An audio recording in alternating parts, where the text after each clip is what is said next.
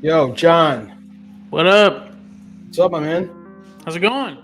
Yo, how are you? Doing well, man. Just got Japan, Mexico right here on my lower screen, just kind of checking in. Same. That's what I got too. Who's gonna play the U.S. in the final tomorrow, which should be awesome. Yeah, incredible tournament so far, wouldn't you say? It's been awesome. It's been awesome. I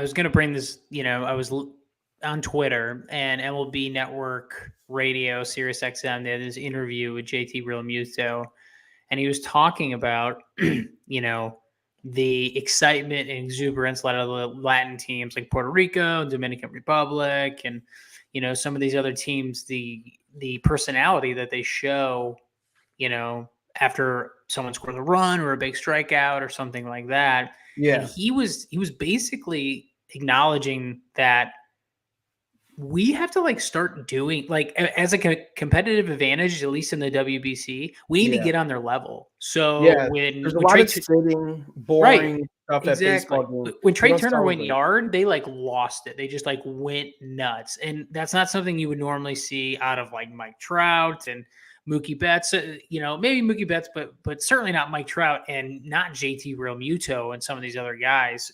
And I think, and he acknowledged that, and he was like, Trout's not used to that. Right. Of course not. Yeah. And he's like, we needed to do that to get on their level. Mm-hmm. And he goes, and it's also, he goes, probably a tacit admission that maybe Major League Baseball, maybe we need to do this a little bit more as well, which is coming from JT Realmuto, kind of an old school guy, like him recognizing, hey, this is actually not only good for the game, but I'm actually having more fun playing this way and showing emotion. Is really, really good to see. You see that in a lot of competitive games, John, growing up, you remember playing another school or whatever in a tournament, and their energy is so hyped. Someone in your dugout has to be like, yo, let's go, boys, wake up. Let's, like you said, you have to get on that level because their excitement, they're in the zone. It's just a different atmosphere. They're operating at a higher level. 100%. And you see it. You see it throughout most of the teams, but particularly with the Latin teams. And so him recognizing it and the U.S. team embracing it and thriving off it, they crushed Cuba the other night. It's awesome. How about the crowd as well, John? You talk about the players and the excitement that needs to happen for the players, but how about the crowd too? It is a different environment. It looks like a soccer game, right? I mean, you see them waving flags. They have cheerleaders on top of dugouts. They have blowhorns. They have music going off. It is a party watching these games. There's no down moments, and I think that's just a cultural thing, and it's something that U.S. fan bases need to adopt. Sure. You also see that too, if you go on Twitter, John Boy's really good at doing this, or some of these other sites. It's showing how awesome some of the Southern college baseball atmosphere is. You kind of start to get that too. And college baseball is pretty awesome, in certain places, the culture, the vibe, the fan base, the outfield. That's really what makes baseball great. And you do need that atmosphere. In COVID, it totally sucked when you had no fans. You could really, really feel it. I'm not a huge tennis fan, but I watched tennis briefly with no crowd. Same thing. Super weird. No fan experience. Players thrive on that. And baseball is no different. There's a momentum shift. And in the WBC, you're seeing it totally on hand, which is awesome to see. I mean, my wife is Okay, Mexico or Japan most likely probably will win tonight. They'll play the U.S. tomorrow. She's been watching every game. She's like super into it. It's really exciting to watch. And And the that's what fan. bothers me when you hear people talk about this game means nothing. This tournament is bullshit. John, your mic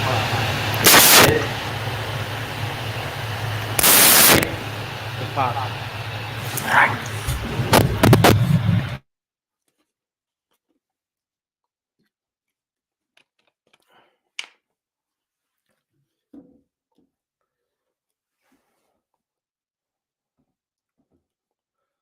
Nope. Nope. It's on mute. Just press on mute. John has found himself muted. There we go. There you go. So yeah, I mean, one of these things that should be adopted, obviously, like we said, is that mentality as fans, kind of how you start cheering on baseball. And it can be fun. It can be like a football atmosphere. It's just it's not done that way here in the States. Totally. And Major League Baseball suffers for that. They are trying to get a different fan base. They're trying to create more excitement, more engagement. And that is the way that you do it. But also to think about, like, this game means nothing. Like that's ridiculous. But I do understand, like, the frustration as a Mets fan losing Edwin Diaz. Like that sucks. Like that totally sucks. Just paid that guy $100 million, and he tears his patella tendon in the celebration. That sucks. Like, I get the frustration. Like, then at that point, like, as a Mets fan, and certainly to Steve Cohen, it does feel like a meaningless, pointless game.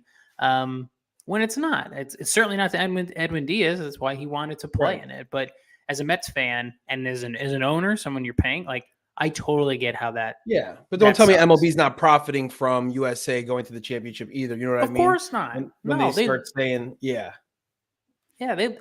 the Major League Baseball is a huge proponent of the WBC. They love it. It was interesting. I saw this on Twitter too, that Altuve obviously broke his thumb because he got hit by a pitch. Such a shame. I hate to see it. Yeah, we're all broken up about it. But the Astros have an insurance policy, so they're not paying him a dime until he goes back on the field, because that's considered an off-field activity. Right. Is that the case for everybody? Of course, the Astros would have that sort of policy, but is that the case? Like, does Edwin Diaz still get paid? What about Fernando Tatis Jr.? He got paid when he hurt himself, correct? He's not missing out on anything, I guess. So you would imagine it would be the same thing. Interesting, though, that it's not the case for the Astros. Yeah, well, that's how it goes. Other good news for baseball, John. Tell me about the new MLB ad agency. So we have been talking for a while about how out of touch Major League Baseball is with their target demographic, aka younger viewership. They don't really know how to use social media. They don't share their highlights really well on TikTok or various other social platforms. They don't get marketing. We have offered ourselves as marketing representatives. Yeah, many times. We're like, please, Major League Baseball, employ us. We are really good at marketing, and we could help you. You are very out of touch and old, and you don't understand, MVP Baseball 2005, King Griffey Jr. Baseball, like tapping into nostalgia. There's a lot of things that you could do here. And basically, they didn't hire us, but they did hire a new creative ad agency, Whedon Kennedy, one of the best ad agencies in the entire country. The Portland office will develop the league's new brand platform. So that is happening. So basically, Major League Baseball decided that we can't figure this out. We're going to give this to one of the best ad agencies to also figure it out. And they have stated in a very corporate PC way, like, hey, we're not changing Major League Baseball. We're just going to tap into the fan base a little bit. So what do you Does it? think those first steps are going to be then, John? Because you obviously have some experience in this realm. So what would be first steps here on turning this around? Yeah, I think. Well, I think one, looking at this an easy thing at this point of Players time to is take. target? Well, yes, players to target too, and something I've been saying for a long time: your best players are not always your most marketable players. Okay, Sure. Mike Trout is the best player in the league. He is not a marketable player. He is not paid to be a marketable player. So I would say the same thing about the Jeter documentary. Jeter is a great player, one of the greatest players of all time. I mean, he was in a lot of big commercials, but as a personality, like in 2023, there's not a Sure. lot going on with him. I've Right. seen his Instagram account. The guy has no personality whatsoever. Well, you So can. you want to That's why target Jazz people that do Chisholm have got the personality. cover to MLB Exactly. baseball, right? Right. Yes. Yeah. Because we're not So, going for exactly like you said. We're going for the flashy, colorful, fun kind of players. of course. Yeah. So like, in football, like Travis Kelsey, he happens to be good, but he happens to be really, really marketable. That's the type of person that you would want to have. Bryce Harper. Bryce Harper's super marketable. He happens to be really good. Mm. But I think they need to focus on people with personalities that are interesting and funny. Like Alex Bregman has a really good YouTube channel. There's a lot you could Really? do with that. Yeah, you could argue Trevor Bauer. He's very good at social media. He's always with kid Eric Sim. I mean, they're making a lot of content. I'm not saying that's the guy, but I'm saying someone like that who Of knows how course. social media works. Yeah, of course. But also has a personality and can tap in and like gets it. You know what I mean? Like is self-deprecating and can make fun of themselves. Mm. It Gronk. it Gronk, exactly. Yeah. I was listening to Michael Lewis who wrote Moneyball, and he was saying when he was writing his book that most players, when he was going through the A's organization, he goes, most players are really like confident in themselves, and Mm. and frankly, that's a reason that they got to the major leagues. They just have supreme confidence in themselves.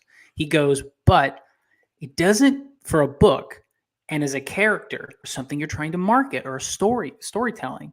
It doesn't make for a great story. He goes, because you want sort of an underdog or someone who isn't super confident. And he goes, and that's why Scott Hatterberg was an interesting character because he had many doubts. He didn't think he was that good and had many doubts. And he goes, and that's what made him such an interesting character. And he was funny and he had a good personality. And then Good story. a great story. And then when someone like that obviously has a huge home run to continue the 20-game streak, or some player that you've been following that maybe isn't the best player has success, the payoff is huge for engagement. Look what the PGA Tour is doing right now with Full Swing, that documentary on Netflix, which I'm Right. not a huge golf fan, but it's fucking awesome. And these are not the top players. This isn't Tiger Woods. Like Tiger Woods isn't competing in this, but these are guys that are on the cusp of possibly or potentially becoming good younger players that Right. have social media accounts that are interesting, that have interesting backstories. This is something now they completely ripped off of what F1 was doing, but Major League Baseball, so what? Fucking do the same thing. There are so many. I mean, Hard Knocks was like the first one, you know?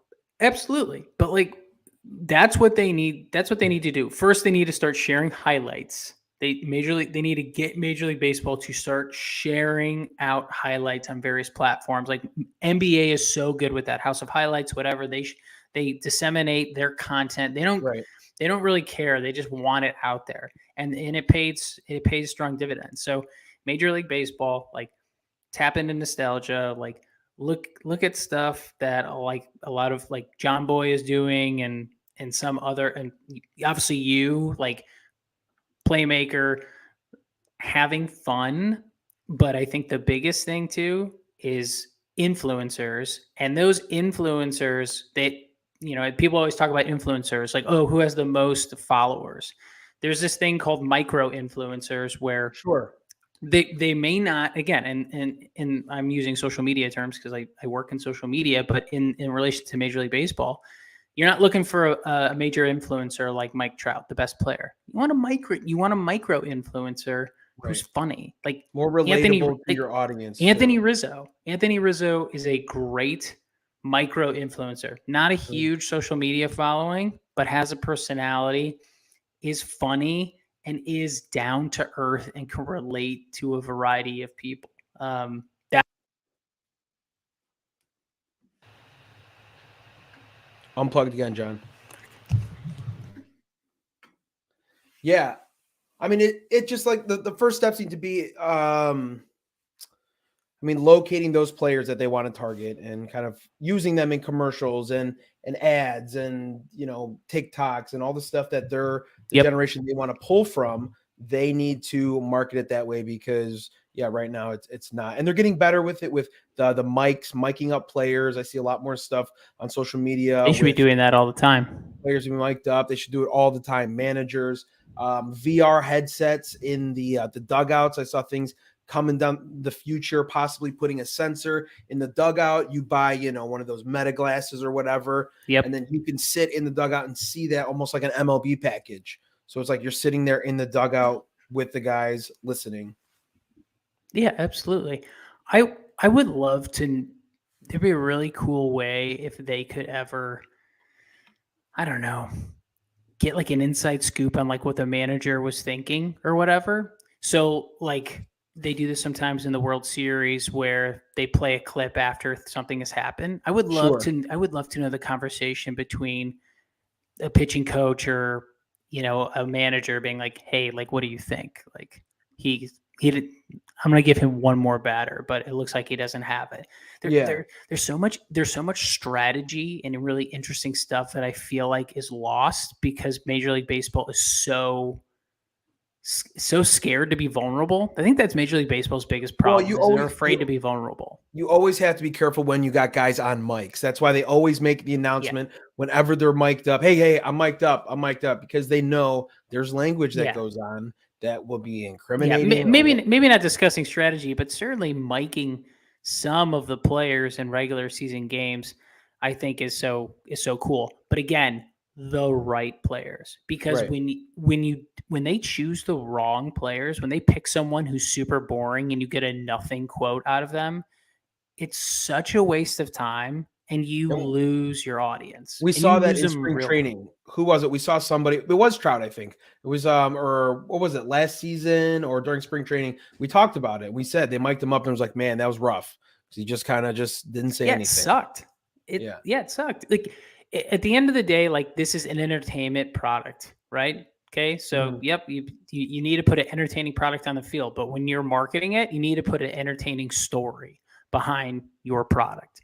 And I think this new ad agency, Whedon and Kennedy, one of the best ones out of the Portland office, they're going to do that. And I think they're going to start. I think they're going to start with like one. I think that the new rules are going to help, but I also start with the World Baseball Classic. How many good stories have there been already? We reported on Herbert, the kid from Nicaragua who got a contract from the Tigers. Like those kind of stories should be told. Like that's awesome. The reason this tournament is happening, which is great, and people could say, oh, it doesn't mean anything. But when cool stories like that happen, like that change people's lives. The kid's life has changed. He got a contract to have an opportunity to play in Major League Baseball. If not, he has a chance to play in the minors and work it out. Or Randy Rosarena, like he left his country, defected, went to Mexico. They, playing baseball for years with no money. Like those kind of stories should be highlighted because this tournament makes that stuff happen. Absolutely. And you can tell just by how intense you turn on the WBC, within 5 seconds, you can tell this is not a regular baseball game. You can you can hear it. You can hear it's playoff atmosphere. Awesome. But again, to make your audience care about your product, they have to relate to you first. Like it has to resonate with them, and then they have to get to know you. And I use Anthony Rizzo as a person who can relate to anyone, and he's open and he's vulnerable. So therefore you learn more about him, and then you start to care about him. And when you care about him, you want to watch him play. So if that's what Major League Baseball needs to do. They need to become vulnerable, and they need to get their players to buy into that and use them as an army to launch their marketing platform. I mean, and then just your case study can be the NFL, right? Look at all these wide receivers who do podcasts, who's like, sit there and shoot the shit. Tyreek Hill doing cool stuff. The Kelsey brothers, that's what I'm saying. Colin McHugh does an awesome podcast. It's really good. Alex Bregman's YouTube channel is really good. There are other things out there that some people are doing. Dylan Ceased. He's really, really interesting and funny. Like the White Sox, whenever they can, to do like a story on him, put it up on social media, it destroys. And I've watched it.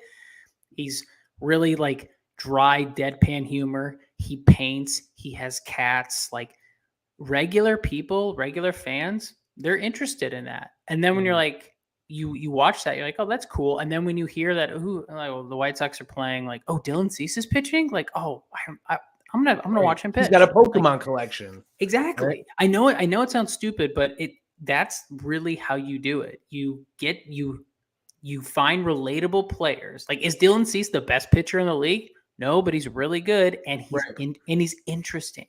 Interesting. It like with marketing, there's the money. And it's weird because baseball is always all about wins and losses. It's a zero-sum game. But with marketing, the interesting always wins. Like something that's engaging and interesting always wins. So like pushing out Derek Jeter or Mike Trout because they win a lot and they're awesome, it's not always the best story. It's not. David Ross was not the best player, not by a long shot. But he's by far the best story and the best personality and a great storyteller. And John Lester, those kind of guys that you could follow around, eating buckets of chicken in the clubhouse, playing video games. Yeah, Kevin Millar. Kevin Millar has one of the most infectious personalities and can get a team to come together and believe and support each other and get up. Like, those are glue guys. Those are team chemistry guys. That's so important in a locker room. Theo Epstein talked about that too. He goes, in all my years of baseball, he goes, the biggest thing I learned is that team chemistry really matters. He goes, we do all the analytics. We do all the best evaluations, everybody. But one of the reasons we drafted Kyle Schwarber was we liked his bat and we liked his attitude. Yeah. He was tough, hard-nosed, but he would run through a brick wall for anyone on his team. He was the ultimate team player, not just because he was a great hitter, but because other people feed off of that. And John Smoltz and then you grow up and you put his picture on your wall. They talk about that in the WBC. Like, even against a left-handed pitcher, Mark DeRosa, the manager, will throw Schwarber in the lineup because it gives us a spark. It energizes us. He goes, may not be the best matchup. He goes, but it's best for the team because people thrive on him in the lineup. They like to see him in that lineup, which is crazy, but it works. John, let me ask you this. So obviously the World Baseball Classic has been going on just like how the MLB was last season. People saying it's the most exciting baseball they've watched, and yet there's no rules on shift. There's no pitch clock, anything like that. And yet people are still watching and saying it's some of the best baseball that they've seen. So my argument is, how can you say that we're watching some of the best baseball, but apparently from all these rule changes that was supposed to really give a jolt to MLB fans? Well, we've talked about, there's too many Major League Baseball games. Baseball's every year. It's 162 games. People have a lot of stuff going on. They're busy. So you got to speed things along. This is once every 4 years, or in this case, 5 years. So it's a big deal and everyone's watching it, and it's cultural. Like, you have countries playing each other. So it's essentially like the Olympics. So it's always going to be a big deal. It's different when you're talking about, everyday work, which is the 162 Major League Baseball game. And they have to speed things up. They have an engagement problem. Like, hopefully WBC will get more people involved in Major League Baseball, and hopefully that will help. But engagement is every day. So you got to come up with more content. You got to come up with more ideas. You got to reach new viewers. And that starts with being vulnerable, putting yourself out there, but finding the right people, not the best people, but the right people to tell the story of this is the product of baseball that I want to watch, though. There's no clocks. Everything's exciting. It might take fractions of a second longer for a pitcher to, get set, but I don't want to see baseball rush like it has been. I've seen during spring training. Wilson Contreras was called out today, a strikeout because he didn't address the pitcher fast enough. And I know you can say that you cherry pick those kind of things, but games are being shifted in different ways because of these rules. Well, they were saying it's going to take a while. They were saying it's supposed to be just the dead time, but now it's not just the dead time. Now you're changing the game because of the rules you implemented. Fine, you want to kill the dead time, but now you're influencing the games with these rules. Don't be a get off my lawn guy. It's not the worst thing. They eventually you won't even notice the clock because they're going to be so quick. They're going to be in the box in 8 seconds. They're going to get it. When you get to a playoff game like this, you are going to notice. I don't want this rushed. I think they have a huge problem. They have a huge problem, and it's inaction. The games are too long. People, sure. I don't like when someone picks over, at first base like 9 times. I don't even like that, and I'm a pitcher. I don't like it. I want to see more athletic plays. I think the shift sucks. If someone smokes a ball on the nose and there's a guy standing right there, that's not fun to watch. They already debunked that. They did it in spring training. I think it was to Joey Gallo. They took the left fielder and put him in short right. So all you're doing is just moving it over a little bit because you're giving up left field. Yeah, but now you have only 2 outfielders. It's a huge risk. It's the same thing with the shift. You put everyone on the right side of the bag, they can go the opposite way. It's the same thing, risk and reward. You have to create more action.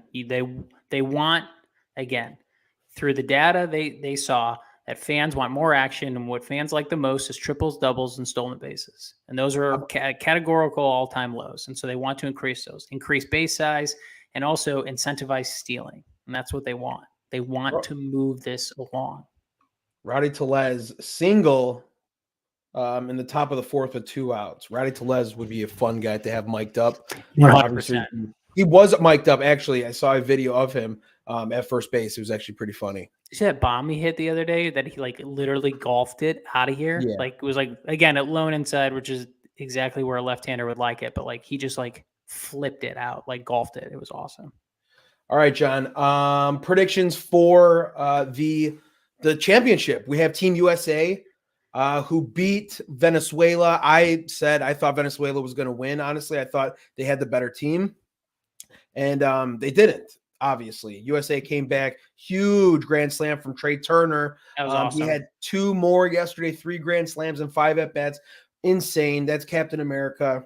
He's coming to play. 9-hitter. The Philadelphia 9-hitter. Yeah. Coming to play for the Philadelphia Phillies this spring and summer. The Phillies are going to be stacked. They're going to be so good. Yeah, even without Bryce Harper in the first half. Still, they're awesome. So what do you think? USA is it? I mean, obviously the winner right now is either Mexico or Japan, regardless of who wins. Oh, were they going to pitch Ohtani tomorrow? I'm assuming. Yes. And who are we going to throw? I know Lance Lynn is not available. I saw Lance Lynn say he talked to the White Sox already, and they said no, you can't pitch anymore. So he's done for the World Baseball Classic. I think it depends on. But there's a pitch limit, right? So Ohtani couldn't go, and Ohtani throws a lot of pitches anyway, so he might go. Yeah, Angels said that he was good to go. They were asking players to their clubhouses how much they want to get used, and Angels there's been no restriction on him, at least from the team. Then, because if Ohtani pitches tomorrow, then Japan could be tough to beat. Yeah, I mean they're struggling with Mexico right now. It's not 0-0, top of the 4th. So. I think the USA lineup is so stacked, and I also think too they have so much confidence. Like there's a lot of guys swinging the bat well, and even if Ohtani does pitch and we get into the bullpen, I just think that line. Man, you look at that lineup, it's like you never ever get a break. You got Mookie Betts, then you have Mike Trout, then you're like, oh my god, like Goldschmidt, Arenado. It's so tough. Yeah. Oh my god, did you watch Adam Wainwright? His last start. My goodness. PFPs, John. Field your position. He was great. He was making every pitch. He just could not field his position. But he had not gone through PFPs. He didn't have spring training, so give him a break. But like every pitch was executed perfectly. John Smoltz was like, you just got to make that throw, or you got to went right through his legs. He missed that throw. It was one of the poorest fielding pitcher performances that I have seen. And if you look pitching wise, he executed his pitches perfectly. Breaking balls, not get a cutters. No. And he usually is a pretty decent glove, but my God. Didn't really matter. Well, they mashed. But yeah, I'd probably say USA. Yeah, I mean, obviously you gotta root for Team USA. The defending champs, even with Ohtani. Up until that Venezuela game, though, I didn't see anything from Team USA that I was blown away by. Up until that game, they lost to Mexico. They won a nail biter against Colombia. Like there was nothing that I saw that was impressive up until that game versus Venezuela. Yeah, I agree. I wish there were better starters. Honestly. It'd be way more fun to watch Team USA pitching. If just I'm talking just two. Oop, that's a home run right there. 3-run homer. Mexico up 3-0. Luis Urias. Ooh boy. The Brewers. Wow. I'm like 30 seconds behind you. He plays for the Brewers, right? Brewers, yeah. Was it an 0-1 count? Oh, yeah. That hurts. Mexico up 3-0. All right, John. We'll get back to this next week, next Monday. More baseball coverage. Sounds good, buddy. All right, guys. We'll see you next week, next Monday. Peace. Peace.